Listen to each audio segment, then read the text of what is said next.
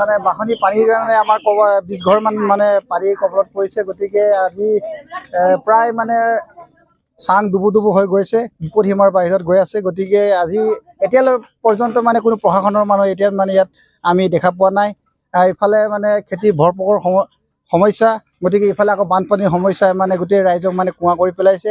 গতিকে অনতি পলমে আমি প্ৰশাসনক আমি সজোৰে মানে অনুৰোধ জনাইছোঁ যাতে এই ক্ষতিগ্ৰস্ত আমাৰ এই পৰিয়ালকেইখিনিক আৰু আমাৰ ৰাইজক যাতে সকাহ দিয়ে তেওঁলোকে অনতি পলমে আহি। গতিকে তাৰ কাৰণে আমি এই মিডিয়াৰ জৰিয়তে আমি আপোনালোকক অনুৰোধ জনাইছোঁ। ধন্যবাদ। এইকাৰণে আমি ভয় লাগিছোঁ। ভিতৰতো ইয়াত পানীটোতো পুৰা বাঢ়িয়ে আছে আৰু আকৌ এইটো যদি ছিগিব লাগিলে আমাৰ ভিতৰত থাকিও শান্তি নাই নহয়। এইকাৰণে আমি কি কৰিম কি নকৰিম দেখাই দবদবা উঠি আছেগৈ। আৰু এতিয়া ইয়াত ভিতৰ আৰু বাহিৰ ফালে 20-30 ঘৰ মানে আছে। এইফালেও আছে, আগলৈও আছে, এইফালে বতীয়াও আছে।